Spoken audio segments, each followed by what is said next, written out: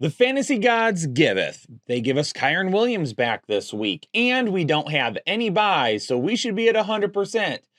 But then the fantasy gods taketh, and we lose guys like Kenneth Walker and Aaron Jones. So what does week 12 bring us in terms of our running back rankings? Let's go ahead and dive into it right now. Yo, what is going on, Headliner Nation? Hopefully everybody is doing well out there today. I'm going to talk about my top 30 running backs. I've got a few guys that are just on the outside looking in, and I got to let you all know who won the autographed Justin Jefferson jersey that I announced last week. Congratulations to Japanese Boy, who is going to be winning the autographed Justin Jefferson jersey. And unfortunately, Devon Chan came off the IR and didn't do a whole lot for you and is banged up once again. But maybe this JJ jersey will be enough to help soften the blow. Congratulations. Make sure you send us an email, info@thefantasyheadliners.com, and we'll get all of your shipping information and get your jersey out right away. Let's go ahead and hop right into my top 30 though, and I promise you the rankings, they're gonna look a little crazy this week, but I'm feeling a little spicy and the rankings reflect that.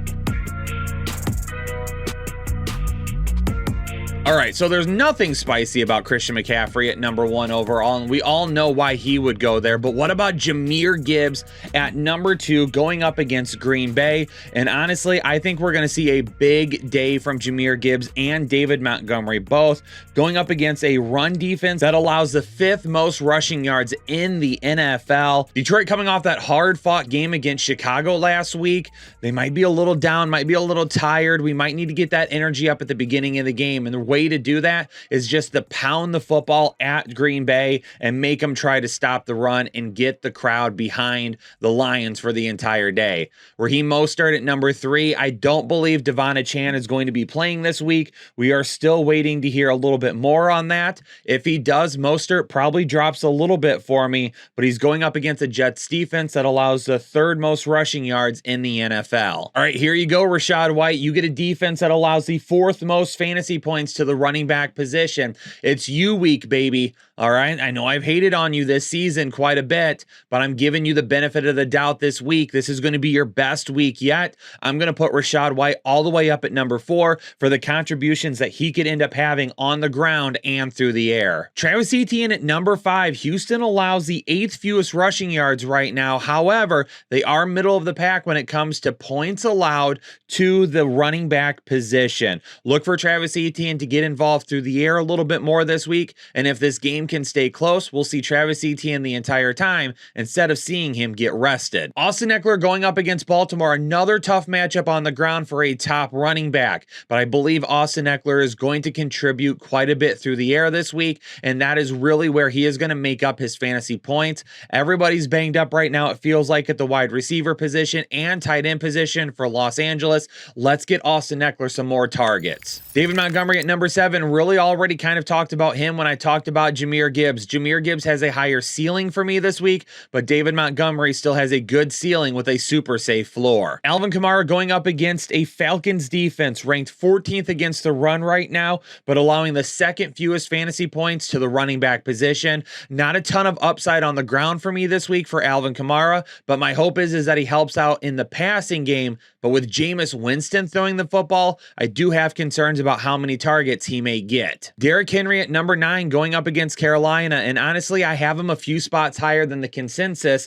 and I honestly thought I had him a little too low. Carolina is the perfect matchup for Derrick Henry and the way that he's been utilized this year, but Tennessee is going to have to play out in front the entire time. If they do, Derrick Henry over 100 rushing yards absolutely could happen, but he's going to have to score a touchdown for him to get more towards the top 5 area. All right, so I have Kyron Williams 20 spots higher than the consensus right now.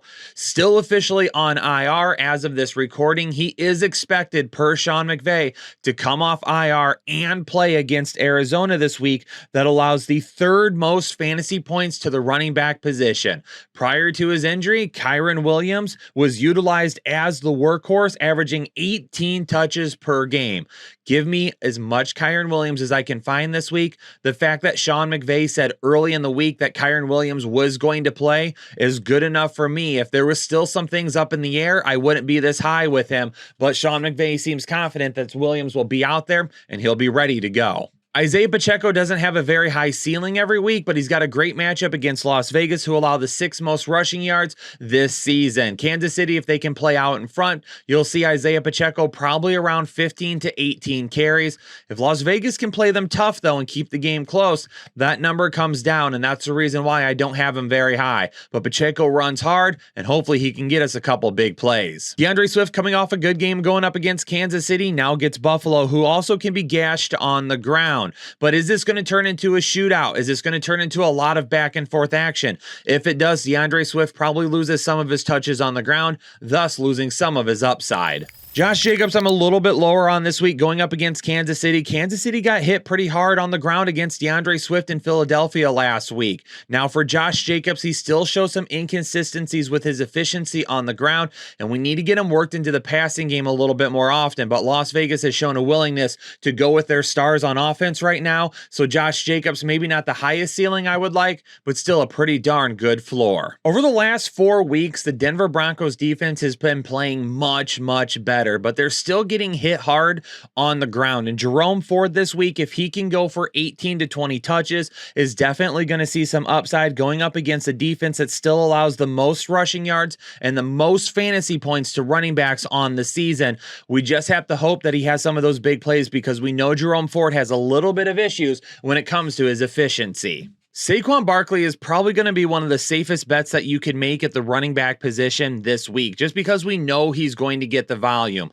But New England's defense has still been pretty good this season, stopping the run game. And that's why his ceiling is going to be significantly lower than what I would like. New England allowing the 9th fewest rushing yards right now. And because of that, Barkley has to make it up through the air, or he's going to have to score on a big play. Tony Pollard going up against Washington could be another good matchup for him this week after finally giving fantasy owners a big boost last week. We'll see how much Dallas actually ends up running the football, though, because I feel like they're going to throw it and they're going to try to bury Washington this week on national TV when everybody is watching. Right now, the Washington run defense is really middle of the pack in the NFL, so definitely could be a decent Tony Pollard day as long as he gets the touches. Joe Mixon at number 17 with the Pittsburgh run defense ranked 23rd in the NFL, and Jaylen Warren at 18 with the Cincinnati Bengals run defense ranked 31st in the NFL. Joe Mixon, the offense will probably roll through him this week, given the fact that you don't have any more Joe Burrow,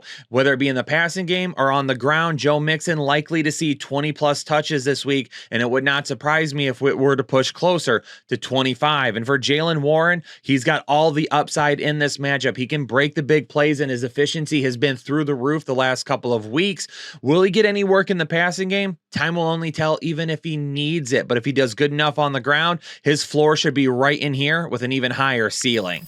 Bijan Robinson at number 19, going up against a tough New Orleans defense. I'm just not willing to trust the matchup being poor and the fact that Atlanta just still is all over the place with their game plans. So for Bijan Robinson, if you want to have him in your lineup, go ahead and do it, because he's going to get touches this week. But I also don't anticipate him having a huge week going up against a New Orleans defense that allows the 4th fewest fantasy points to the running back position. Ramondre Stevenson going up against the New York Giants. I definitely think that this is a safer matchup for him than what the upside potentially presents itself.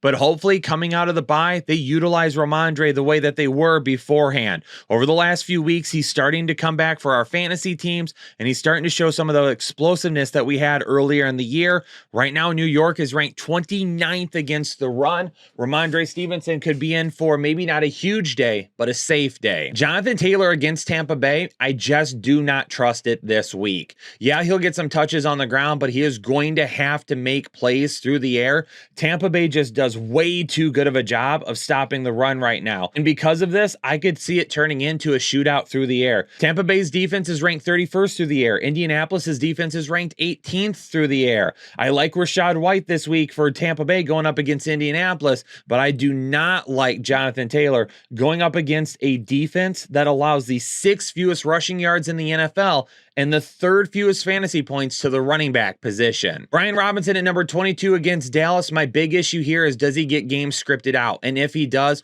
what comes of that? And can he score through the air, or can he get enough targets through the air to help offset that?